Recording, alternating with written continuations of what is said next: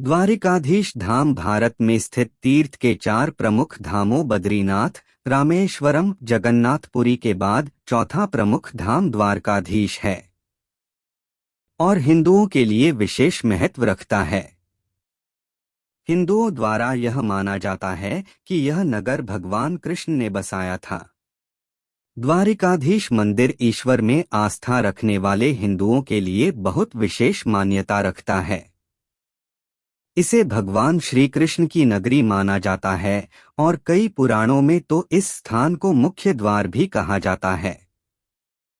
आज भी द्वारकाधीश मंदिर में दो द्वार हैं, जिनमें से एक द्वार को स्वर्गद्वार और दूसरे को मोक्ष द्वार कहा जाता है। यह भारत के गुजरात राज्य के द्वारिका शहर में स्थित है।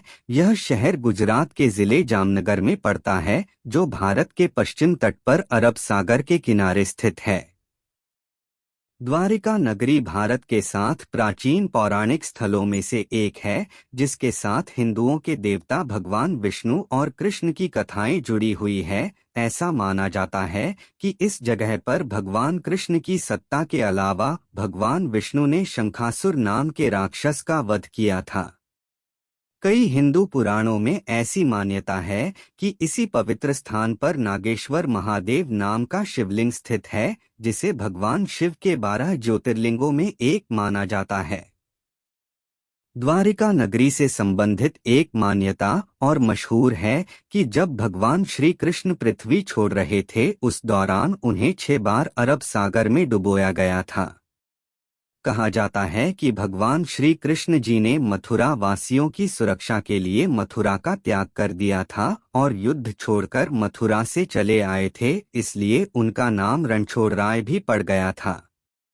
मथुरा त्याग करने के बाद भगवान श्री कृष्ण द्वारका आए और यहीं पर अपने नगरी की स्थापना की। कहा जाता है कि जब मथुरा में भगवान कृष्णा और उनके मामा कंस के बीच युद्ध हुआ, इस दौरान भगवान श्री कृष्ण ने मथुरा वासियों को कंस के क्रूर शासन से भी मुक्त करने के लिए उनका वध कर दिया। कंस की मृत्यु के बाद मथुरा के शासन के लिए कंस के पिता उग्रसेन की घोषणा की गई, जो मथुरा के राजा थे। लेकिन उग्रसेन का यह निर्णय मगध के राजा जरासंध को स्वीकार नहीं था। कहा जाता है कि जरासंध ने यह शपथ ली थी कि वह सभी यादव कुल का नाश कर देंगे। जरासंध कंस के ससुर थे और उन्होंने प्रतिशोध लेने के लिए मथुरा नगरी पर 17 बार आक्रमण किया, जिससे वहां के प्रजाजनों को क्षति पहुंचने लगी। मथुरा वासियों को सुरक्षित बचाने के लिए, ताकि उन्हें किसी भी प्रकार की क्षति न पहुंचे, इसलिए भगवान श्री कृष्ण ने अपने सभी यादव कुल को साथ लेकर द्वारका जाने का निर्णय लिया। हिंदू पुराणों के अनुसार भगवान श्री कृष्ण के आग्रह पर भगवान विश्वकर्मा, देवताओं के शिल्पकार एवं वास्तुकार, ने गोमती नदी के तट पर समुद्र के एक टुकड़े को प्राप्त करके इस शहर का निर्माण किया था। कहा जाता है कि भगवान श्री कृष्ण की आज्ञा पाकर केवल एक रात्रि में ही विश्वकर्मा जी द्वारा इस भव्य नगरी का निर्माण किया गया था।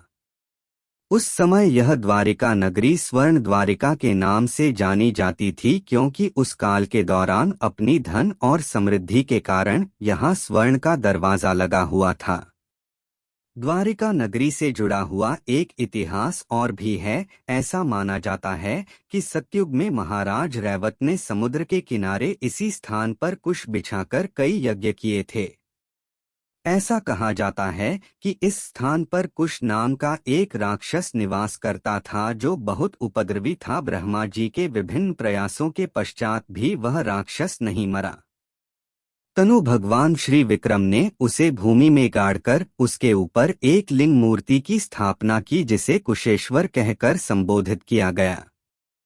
राक्षस ने भगवान से बहुत विनती की, तब उन्होंने अंततः उसे यह वरदान दिया कि द्वारिका आने के पश्चात जो व्यक्ति कुशेश्वर नाथ के दर्शन नहीं करेगा, उसका आधा पुण्य उस दानव को मिल जाएगा। ऐसा माना जाता है कि प्राचीन काल में द्वारका नगरी का नाम कुश स्थली था, क्योंकि यहाँ कुश नाम का एक राक्षस निवास करता था, जिसका संहार भगवान विक्रम ने इसी स्थान पर किया था। लेकिन इस नगर में बहुत से द्वार होने के कारण इसका नाम द्वारका पड़ गया। कई पुराणों में द्वारिका नगरी का प्राचीन नाम स्वर्ण द्वारिका माना गया है, क्योंकि इस नगरी में प्रवेश करने के लिए एक बड़ा स्वर्ण द्वार था। द्वारकाधीश मंदिर का निर्माण भगवान श्री कृष्ण के पोते वज्रभ ने करवाया था। पुरातत्वविद मानते हैं कि यह मंदिर लगभग 2000 साल पुराना है। यह द्वारकाधीश मंदिर जगत मंदिर के नाम से भी जाना जाता है, जिसमें 5 मंजिला ढांचा है और 72 स्तंभों पर पूरा मंदिर स्थापित है। मंदिर का शिखर लगभग 78 मीटर ऊंचा है। मंदिर की पूरी ऊंचाई तकरीबन 157 फीट है। इस मंदिर के शिखर पर एक झंडा लगा हुआ है, जिसमें चंद्रमा और सूर्य की आकृति बनी हुई है। इस ध्वज की लंबाई 52 गज होती है। इसके ध्वज को कई मीलों दूर तक से देखा जा सकता है। ध्वज को प्रत्येक दिवस में 3 बार बदला जाता है। हर बार अलग रंग का ध्वज फहराया जाता है।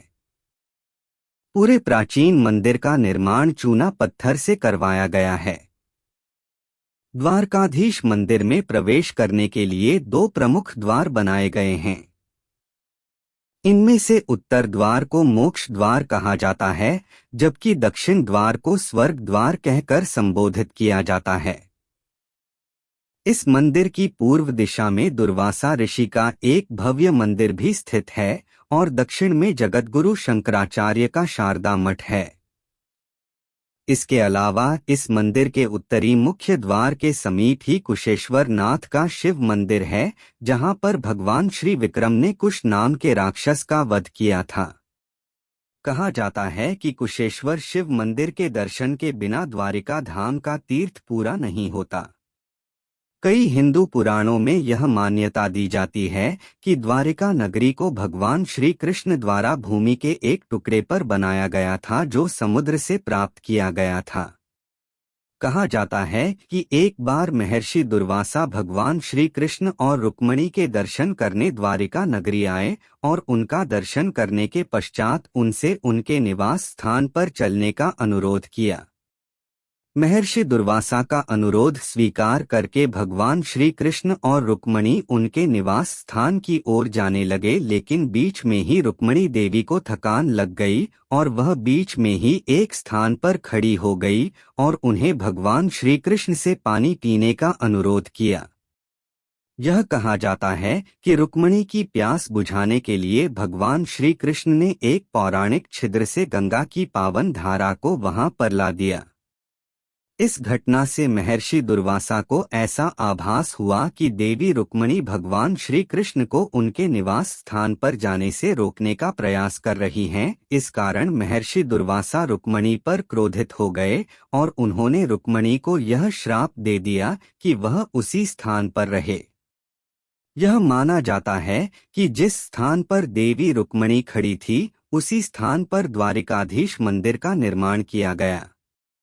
द्वारिका मंदिर का निर्माण भगवान श्री कृष्ण के वंशज उनके पोते वज्रभ नाथ ने करवाया था, जबकि द्वारिकापुरी का निर्माण भगवान श्री कृष्ण ने विश्वकर्मा से करवाया था। आज भी कई रिसर्चों से समुद्र के नीचे द्वारिका नगरी के विभिन्न अवशेष मिले हैं, जिन पर लगातार शोध जारी है। कहा जाता है कि भगवान श्री कृष्ण अपने 18 कुल बंधुओं के साथ द्वारिका चले आए, जिसके पश्चात उन्होंने 36 वर्ष यहाँ पर राज्य किया। तत्पश्चात उनकी मृत्यु हो गई।